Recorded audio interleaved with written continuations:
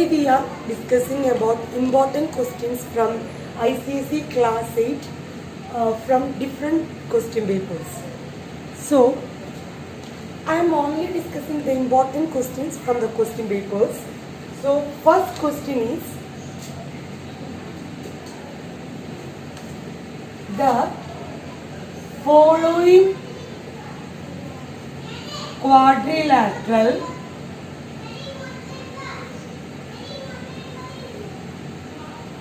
is an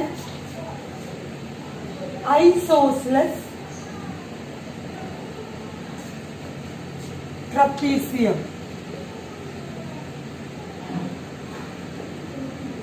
Find its perimeter.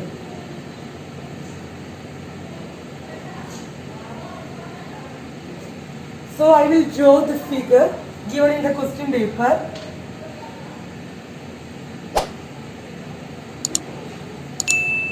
This is the figure. This is A, B, C and D. AB is 12 centimeter, AD is 4 centimeter, DC is 8 centimeter. So here is the question. The following quadrilateral is an isosceles trapezium. Find its perimeter. So you already know that isosceles triangle is having two sides exactly the same length. So I will show an isosceles triangle. So in this case, A, B, C. Both AC and that of BC are of same length. So in this question, what is the length of BC? We already know the length of AD. Length of AD is 4 centimeter. So which is same as that of BC. What is the answer? BC is also 4 centimeter. So answer to the question is 4 centimeter. Factorize 15PQ plus 15 plus 9Q plus 25P. So ഇത് നമ്മൾ എന്താ ചെയ്യേണ്ടതെന്ന് വെച്ചാൽ നമ്മൾ common terms rearrange ചെയ്ത് എടുക്കണം. So നമ്മളിവിടെ നോക്കുമ്പോൾ നമ്മൾ ഇതിൽ കോമൺ ടേംസ് റീഅറേഞ്ച് ചെയ്യാൻ പോവാണ്. ഫസ്റ്റ് 15PQ പ്ലസ് 9Qനെ ഞാൻ ആദ്യം എടുത്തെഴുതി, പ്ലസ് 25P പ്ലസ് 15 ഞാൻ അടുത്ത ടേം ആയിട്ട് എടുത്തെഴുതി. അത് നമ്മൾ നോക്കുമ്പോൾ ഇതിൽ Q ടേമും 3 ടേമും കോമൺ ആണ്. അപ്പൊ 3Qനെ ഞാൻ പുറത്തേക്ക് എടുത്തു. 3Qനെ പുറത്തേക്ക് എടുത്താൽ പിന്നെ എന്ത് വരും? 5P plus 3 plus 25P plus 15 എനിക്ക് കോമൺ ആയിട്ട് എടുക്കാൻ പറ്റുന്നത് 5 ആണ്. അപ്പൊ എന്ത് വരും? അഗെയിൻ 5P പ്ലസ് 3 എന്ന് വരും. അപ്പൊ ഞാനിത് എടുത്തെഴുതാണ് അടിയിലേക്ക്. അപ്പൊ 3Q plus 5 into 5P plus 3 ആണ് എൻ്റെ ആൻസർ. അപ്പൊ നമ്മുടെ ക്വസ്റ്റ്യൻ എന്തായിരുന്നു?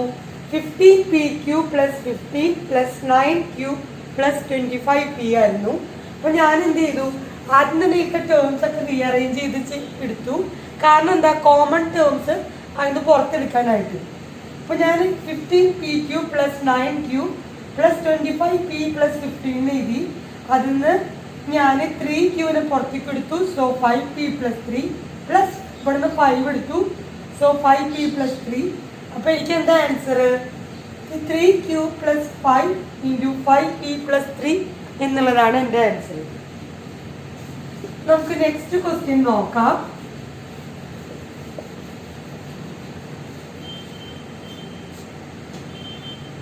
Next question, divide 64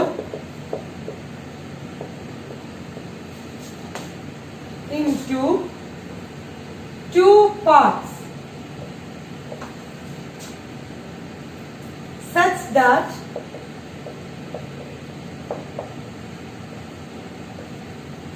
three times greater part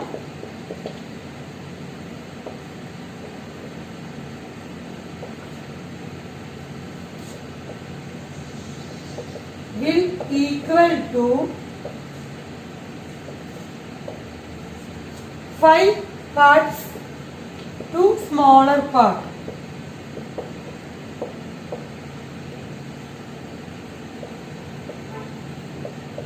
എന്താ എന്റെ question divide 64 into 2 parts such that 3 times greater part will equal to 5 parts to the small part. അപ്പൊ ഇതെങ്ങനെ നമ്മൾ ചെയ്യണ്ടേ? നമ്മൾ ആദ്യം ഗ്രേറ്റർ പാർട്ടിനെ എക്സ് ആക്കി എടുക്കുക. Let greater part B X. അപ്പൊ എന്ത് ചെയ്യണം? നമ്മൾ ഗ്രേറ്റർ പാർട്ടിനെ എക്സ് ആക്കി എടുത്തു. അപ്പൊ സ്മോളർ പാർട്ട് എന്താവും? സ്മോളർ പാർട്ട് എന്ന് പറഞ്ഞാൽ എന്താ? 64 മൈനസ് എക്സ് അല്ലേ? നമ്മൾ ആദ്യം ഗ്രേറ്റർ പാർട്ട് തരാത്ത കാരണം എക്സ് ആക്കി എടുത്തു. അപ്പൊ സ്മോളർ പാർട്ട് എന്ന് പറഞ്ഞാൽ എന്താ? 64 മൈനസ് എക്സ്. പിന്നെ നമ്മൾ എന്താ ചെയ്യാ? ഇനി പറയുന്നത് 3 times greater part will equal to the 5 parts to the smaller part. അപ്പൊ 3x equal to 5 into smaller part എന്ന് പറഞ്ഞാൽ 64 minus x. അപ്പൊ എന്ത് വരും? 3x equal to 5 into 4 20, 5 into 6 30, 320 minus 5x അല്ലേ? അപ്പൊ 5x ഇങ്ങനെ ഇങ്ങോട്ട് കൊടുത്തിട്ടുണ്ടെങ്കിൽ 8x equal to 320, x എന്ന് പറഞ്ഞാൽ എത്രയാ? 40. അപ്പൊ നമുക്ക് വലിയ എക്സ് ആണ് 40 കിട്ടിയത്. അപ്പോ ചെറിയത് എത്രയാ? ചെറിയ നമ്പർ എത്രയാ? 64 മൈനസ് എക്സ്. അതായത് 64 മൈനസ് 40, അതായത് 24 ആണ് എന്റെ ചെറിയ നമ്പർ. ചെറിയ നമ്പർ 24ഉം വലിയ നമ്പർ 40. ഞാൻ എന്താ ചെയ്തത്? നമുക്ക് ആദ്യം വലിയ നമ്പർ എക്സ് ആക്കി എടുത്തു. അപ്പൊ ചെറിയ നമ്പർ 64 മൈനസ് എക്സ് ആണ്. 3 ടൈംസ് വലിയ നമ്പർ. അപ്പൊ 3 times x equal to 5 times smaller number 64 minus x. Solve ചെയ്ത് വന്നു. അപ്പൊ എക്സ് 40, സ്മോളർ നമ്പർ 24ഉം കിട്ടി. Find the cube root of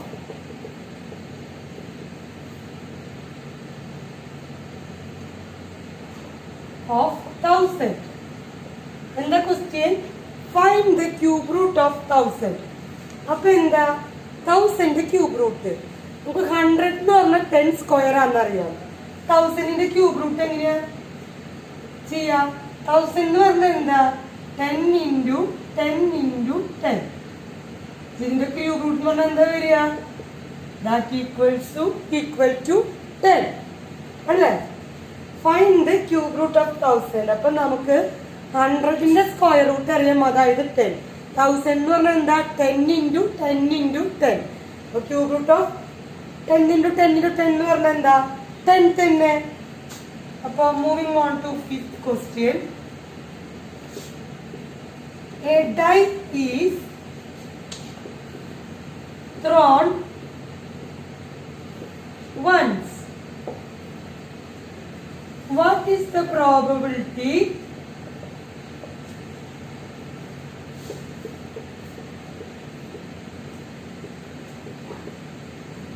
of getting even number?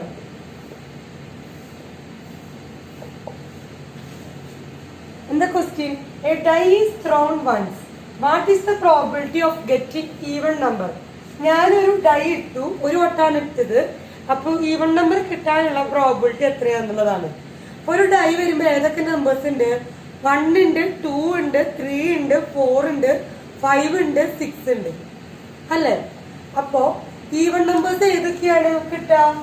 2, 4, 6 അല്ലേ? അപ്പൊ അത് കിട്ടാനുള്ള പ്രോബിലിറ്റി എന്താ? Number of possible conditions divided by total number of possibilities. അതായത് 3/6, അതായത് 1/2 ആണ് എന്റെ ആൻസർ. അപ്പൊ എന്താ, ഒരു ഡൈ വരുമ്പോ നമുക്ക് 1 to 6 വരെയുള്ള നമ്പേഴ്സാ കിട്ടുക. ഈവൺ നമ്പേഴ്സ് 2, 4, 6, അതായത് എന്ത്? 3/6. That's equal to 1/2. നമുക്ക് അടുത്ത ക്വസ്റ്റ്യനിലോട്ട് പോവാം.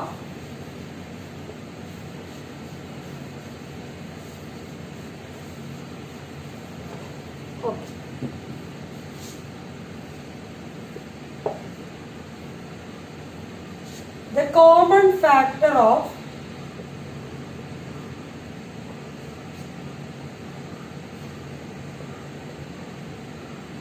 14a square b and 35a raised to 4 b square. In the question, the common factor of 14a square b and 35a raised to 4 b square. ഇതിന്റെ രണ്ടിന്റെയും common ആയിട്ട് factor വരുന്നത് എന്താണ്? ആയിട്ട് നോക്കിയപ്പോ രണ്ടിലും a raised to a square ഉണ്ട്, b ഉണ്ട് അല്ലേ? a raised to 4 എന്ന് പറയുമ്പോൾ ഇവിടെ a square ഉണ്ട്, ഇവിടെ b square എന്ന് പറയുമ്പോൾ ഒരു b ഉണ്ട്, ഇവിടെയും a square ഉണ്ട്, ഇവിടെയും b ഉണ്ട്. അപ്പൊ എനിക്ക് a square b പുറത്തേക്ക് എടുക്കാൻ പറ്റുന്ന മനസ്സിലായി. പിന്നെന്താ 14ലും 35ലും കോമൺ ആയിട്ട് പോകുന്നത് ഏതാണ്? 7 അല്ലേ? അപ്പൊ ഏതാ? 7a square b ആണ് ഇതിൽ രണ്ടിലും പോകുന്ന കോമൺ ഫാക്ടർ. മനസ്സിലായ? കോമൺ ഫാക്ടർ എന്ന് പറയുന്നത് രണ്ടിലും കോമൺ ആയിട്ട് പോകാൻ പറ്റുന്ന ഫാക്ടേഴ്സ്. ഇത് രണ്ടും നോക്കിയപ്പോ രണ്ടിലും a square പോവും, രണ്ടിലും bയും പോവും. 14ലും 35ലും കോമൺ ആയിട്ട് പോകുന്നത് ഏതാണ്? 7. അതുകൊണ്ട് 7a square b ആണ് ഇതിന്റെ answer. Moving on to next question. 2 raised to 0 plus 4 raised to minus 1 bracket close ചെയ്തു into 2 square is equal to. അപ്പോൾ bracket 2 raised to 0 plus 4 raised to minus 1 into 2 square. ഇത് എങ്ങനെ നമ്മൾ ചെയ്യാ? 2 raised to 0 എന്ന് പറഞ്ഞാൽ 1 ആണ്. 4 raised to minus 1 എന്ന് പറഞ്ഞാൽ എന്താ? 1/4 into 2 square അല്ലേ? 1 plus 1/4 എന്ന് പറഞ്ഞാൽ നമ്മൾ സാധാരണ ഫ്രാക്ഷൻ ചെയ്യുമ്പോൾ എന്ത് കിട്ടും? 5/4 into 2 square എന്ന് പറഞ്ഞാൽ എത്രയാ? 4. ഈ 4ഉം ഈ 4ഉം വെട്ടിപ്പോയ 5 ആണ് എന്റെ ആൻസർ. ഇത് നല്ല എളുപ്പമാണ്. നമ്മൾ വെറുതെ ബ്രാക്കറ്റിലെ ടേം ആദ്യം നമ്മൾ സോൾവ് ചെയ്യുക, എന്നിട്ട് നമ്മൾ പുറത്തുള്ളത് ചെയ്യാം. 2 raised to 0 എന്ന് പറഞ്ഞാൽ 1 ആണ്, പ്ലസ് 4 raised to minus 1 എന്ന് പറഞ്ഞാൽ നെഗറ്റീവ് പവർ വരുമ്പോൾ നമ്മൾ എന്ത് ചെയ്യണം? ഡിനോമിനേറ്ററിൽ ഇറക്കി ഇടുക ചെയ്യാം. അപ്പൊ 1/4 1 plus 1/4 നമ്മൾ ചെയ്യുമ്പോൾ കിട്ടുക 5/4 ആണ്. ഇൻറ്റു 2 square എന്ന് പറഞ്ഞാൽ എന്താ? ഇൻറ്റു 4. അപ്പൊ നമുക്ക് ആൻസർ സോൾവ് ചെയ്യുമ്പോൾ 5 എന്ന് കിട്ടും.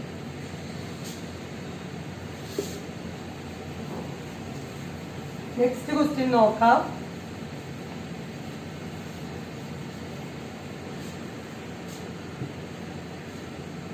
Moving on to next question. Square root of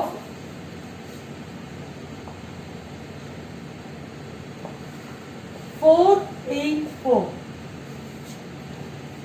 484ന്റെ square root ഏതാണെന്നാണ് ചോദിക്കുക. ഇതെങ്ങനെയാണ് നമ്മൾ ചെയ്യുക? 484 ഇങ്ങനെ എഴുതാം. നമ്മളോട് പഠിച്ചിട്ടുള്ളതാണ്. അപ്പൊ നമ്മൾ ആദ്യം എന്ത് ചെയ്തു? ആദ്യം നമ്മൾ ഇതിൽ പോകുന്ന ഏറ്റവും ചെറിയ നമ്പർ എടുക്കാം. അതായത് 2.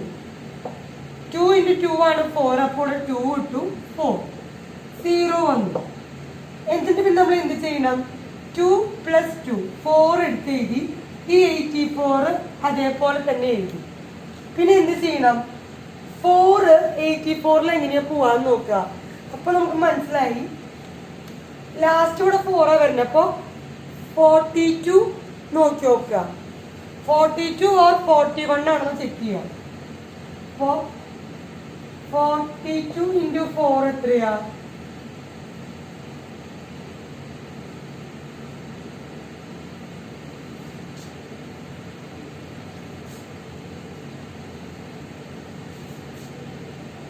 42 into 2 നോക്കാം. തെറ്റിപ്പോയതാണ്. 42 into 2. 2 into 2 4. 2 into 4 8 അല്ലേ? ഇവിടെ എന്ത് ചെയ്യണം? ഇവിടെ 42 into 2 84 0. മനസ്സിലായിണ്ടാവും. നമ്മൾ എന്താ ചെയ്യുക? സ്ക്വയർ റൂട്ട് ഓഫ് 484 എന്ന് പറയുമ്പോൾ 484 നമ്മൾ ഇവിടെ എഴുതി. 4ൽ പോകുന്ന ഏറ്റവും ചെറിയ ടേം ഏതാ? 2 ആണ്. 2 എഴുതി 4 ഇട്ടു. അത് കഴിഞ്ഞിട്ട് 0 വന്നു. ഇനി ഈ 84 അതേമാതിരി തന്നെ നമ്മൾ എടുത്ത് എഴുതി. 84 പോകുന്ന ടേം നോക്കുക. മനസ്സിലായി 42 ആണ്. 42 ഇൻറ്റു 2 84. ഇവിടെ 2 2 ഇവിടെ 2 2 0 ആണ്. Square root of 484. ഇതെങ്ങനെ ചെയ്യാം? 484നെ ഇട്ട് എഴുതുക. 4ൽ പോകുന്ന ഏറ്റവും ചെറിയ ഫാക്ടർ ഏതാ? 2 ആണ്. 2 ഇടുക. 2 ഇൻറ്റു 2 ആണ് 4. 2 4 സോറി 2 ഇൻറ്റു 2 4 ആണ്. അപ്പൊ ഇവിടെ 0 ആയി. 84നെ അതേപോലെ തന്നെ എടുത്ത് എഴുതാം. എന്നിട്ട് 2 ഇവിടെ 4 എഴുതാം. ഇനി നമ്മൾ നോക്കുക 84ൽ പോകുന്ന കോമൺ ടേം ഏതാണ്? അപ്പൊ നമ്മൾ നോക്കുമ്പോൾ 41 ആണോ 42 ആണോ? 41 ഇൻറ്റു 2 എന്ന് പറയുമ്പോൾ എത്ര വരിക? 82 ആണ്. 42 ഇൻറ്റു 2 എന്ന് പറയുമ്പോഴോ 84 ആണ്. 42 ഇൻറ്റു 2 എത്രയാ? 84 ആണ്. അപ്പൊ നമുക്ക് മനസ്സിലായി 42 ആണ് വേണ്ടത്. 42ന് ഇവിടെ എഴുതും. 42 ഇൻറ്റു 2 ദാറ്റ് ഈസ് 84 0 0. അപ്പൊ സ്ക്വയർ റൂട്ട് ഓഫ് 484 ഏതാണ്? 22. നമ്മുടെ ആൻസർ 22 ആണ്. Moving on to the next question.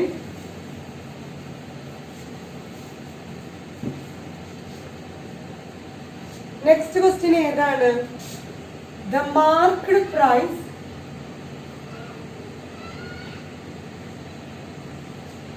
Of a book is ₹100. The shopkeeper gave %25 discount on it.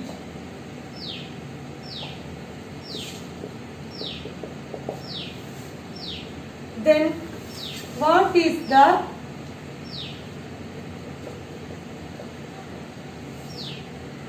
sale price of book?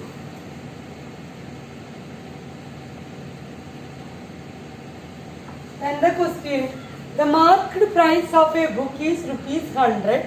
The shopkeeper gave 25% discount on it. Then what is the sale price of a book? അപ്പോൾ ഒരു ബുക്കിന്റെ market price 100 രൂപയാണ്. Shop keeper 20% discount കൊടുത്തു. അപ്പൊ എന്തായിരിക്കും എന്റെ sale price എന്നാണ് ചോദിക്കുന്നത്. അപ്പൊ നമുക്ക് മനസ്സിലാക്കേണ്ടത് ആ ബുക്കിന്റെ വില 100 രൂപയാണ്. ഈ ഷോപ്പ് കീപ്പർ ഡിസ്കൗണ്ട് കൊടുത്തത് 100 രൂപയെന്ന് 25% ആണ്. അപ്പൊ നമ്മൾ എന്ത് കാണണം? ഫസ്റ്റ് തന്നെ 100 രൂപയുടെ 25% കാണും. അപ്പൊ എന്താവും? ഈ 100ഉം ഈ 100ഉം വെട്ടിപ്പോയി 25 വരും. അപ്പൊ 25 രൂപ കുറവിലാണ് നമ്മുടെ ഷോപ്പ് കീപ്പർ കൊടുത്തേക്കണം. അതായത് 100ന്ന് 25 മൈനസ് ചെയ്യാം. അതായത് എത്ര? 75 രൂപയ്ക്കാണ് ഷോപ്പ് കീപ്പർ കസ്റ്റമറിന് ഈ ബുക്ക് കൊടുത്തേക്കുന്നത്. അപ്പൊ നമ്മൾ മനസ്സിലാക്കേണ്ട ഒരു കാര്യം, ഡിസ്കൗണ്ട് എപ്പോഴും മാർക്കറ്റ് പ്രൈസിലാണ് നമ്മൾ അപ്ലൈ ചെയ്യുക. അപ്പൊ നമ്മള് ചെക്ക് ചെയ്ത് നമ്മൾ 25 മനസ്സിലായി. ആ 25 നമ്മൾ ഈ കൊടുത്ത പ്രൈസിന് കുറയ്ക്കണം, അല്ലെങ്കിൽ ആൻസർ തെറ്റും. Moving on to next question.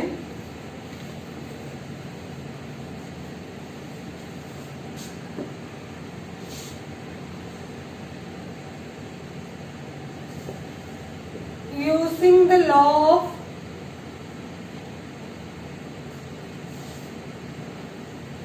exponents,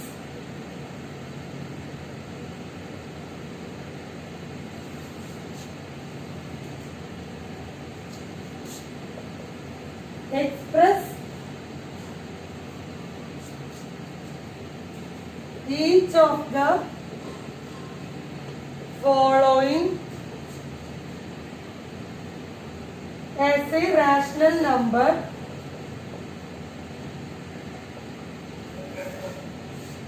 with positive exponents.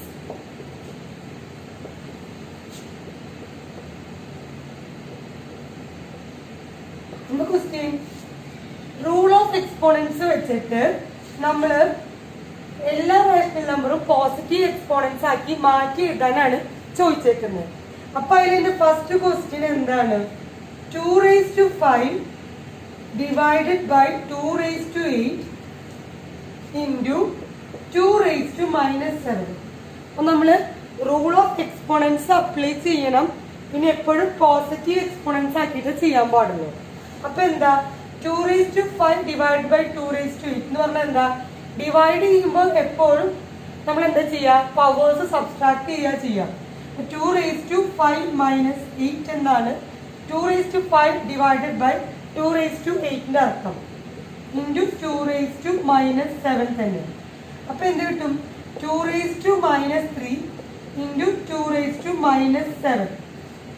അതായത് നമ്മള് മൾട്ടിപ്ലിക്കേഷൻ ചെയ്യുമ്പോൾ പവേഴ്സ് എന്താ ചെയ്യുക, പവേഴ്സ് സം ചെയ്യുക. അപ്പൊ 2 raised to minus 3 into 2 raised to minus 7 എന്ന് പറഞ്ഞാൽ എന്താ, 2 raised to minus 10 അല്ലേ. പിന്നെ ഇവിടെ പറഞ്ഞിട്ടുണ്ട് പോസിറ്റീവ് എക്സ്പോണൻസ് ആക്കിയിട്ട് എഴുതണം. അപ്പോൾ ഇവിടെ നെഗറ്റീവ് ആയിട്ടുള്ള എക്സ്പോണൻസാ വേണ്ടത് വന്നേക്കണേ. അത് പോസിറ്റീവ് ആക്കാൻ എന്ത് ചെയ്യണം, നമ്മള് റെസിപ്രോക്കൽ ചെയ്യുക. അതായത് 1/2 raised to 10 എന്ന് എഴുതാം. അതിന് നമ്മൾ അറിഞ്ഞിരിക്കേണ്ട രണ്ട് കാര്യങ്ങൾ. ആദ്യം ഡിവിഷൻ ആണ്. ഡിവിഷൻ വരുമ്പോൾ പവേഴ്സ് എപ്പോഴും സബ്ട്രാക്ട് ചെയ്യാൻ വരിക. പിന്നെ നമ്മൾ സോൾവ് ചെയ്ത് വരുമ്പോൾ മൾട്ടിപ്ലിക്കേഷൻ വന്നപ്പോൾ പവേഴ്സ് ആഡ് ചെയ്യുക. പിന്നെ നെഗറ്റീവ് എക്സ്പോണൻസ് എന്നല്ല പോസിറ്റീവ് ആക്കണം. അതിനു വേണ്ടി നമ്മൾ റെസിപ്രോക്കൽ എടുക്കും. ഇതിൽ തന്നെ വരുന്ന നെക്സ്റ്റ് ക്വസ്റ്റ്യൻ നമുക്ക് നോക്കാം. ഈ ക്വസ്റ്റ്യൻ ബ്രാക്കറ്റിന്റെ ഉള്ളില് 3/2 whole raised to minus 2 whole to the power 6. ഇതെങ്ങനെ ചെയ്യാം, ഇതിന് നമുക്ക് 3/2 whole raised to minus 2 എന്ന് പറഞ്ഞാൽ എന്താ, അതൊരു നെഗറ്റീവ് പവർ ആണ്. അപ്പൊ നമ്മൾ ഇതിന്റെ റെസിപ്രോക്കൽ എടുക്കുക. അതായത് 2/3 whole square whole to the power 6 എന്ന് പറഞ്ഞാൽ എന്താ, 2/3 whole raised to 12 അല്ലേ. ഇതാണ് അതിന്റെ ആൻസർ, 2/3 whole raised to 12. എപ്പോഴും നെഗറ്റീവ് പവർ വരുമ്പോൾ നമ്മൾ അതിന്റെ റെസിപ്രോക്കൽ എടുക്കും. ഇത് മനസ്സിലായി ഞാൻ വിചാരിക്കുന്നു. നമുക്ക് ഈ പാർട്ടിന്റെ ലാസ്റ്റ് ക്വസ്റ്റ്യൻ നമുക്ക് നോക്കാം.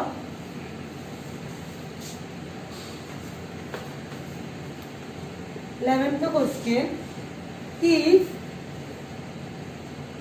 6k plus 70 by k, 29 by 2, then k is,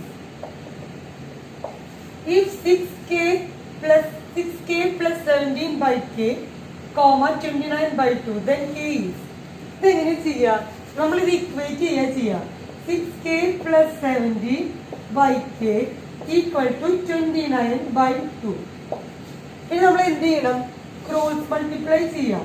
അതായത് 2 into 6k plus 70 equal to 29k. ബ്രാക്കറ്റിൽ നമ്മൾ 2 കൊടുക്കുമ്പോൾ 12k plus 34 equal to 29k. 29 12 പോയി എത്ര കിട്ടും, 70k equal to 34. അപ്പൊ k എത്രയാ, 34 by 70 that equal to 2. ഇപ്പൊ എന്താ ഇവിടെ ചെയ്തേക്കണത്, നമ്മൾ ആദ്യം ഇതിൽ k എന്ന് പറഞ്ഞ ടേം എന്താണ് കണ്ടുപിടിക്കാൻ വേണ്ടത്. നമ്മൾ എന്ത് ചെയ്യാ, ഇക്വേറ്റ് ചെയ്യാം. 66k plus 17 by k equal to 29 by 2. Cross multiply ചെയ്യാം.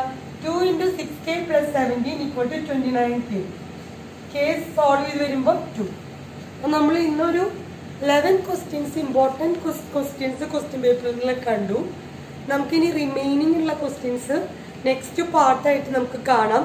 അപ്പം എല്ലാവരും ഇത് കമ്പൽസറി ആയിട്ടും ഈ ക്വസ്റ്റ്യൻസ് നോക്കുക. ഇമ്പോർട്ടൻറ്റ് ക്വസ്റ്റ്യൻസ് ആണ് ഞാനിതിൽ പറഞ്ഞേക്കുന്നത് ICSE ക്ലാസ് 8-ത്തെ. ഇതിൽ എന്തെങ്കിലും ഡൗട്ട്സ് നിങ്ങൾക്ക് വരുന്നുണ്ടെങ്കിൽ താഴെ ഡിസ്ക്രിപ്ഷൻ ബോക്സിൽ കമൻറ്റ് ചെയ്യുക.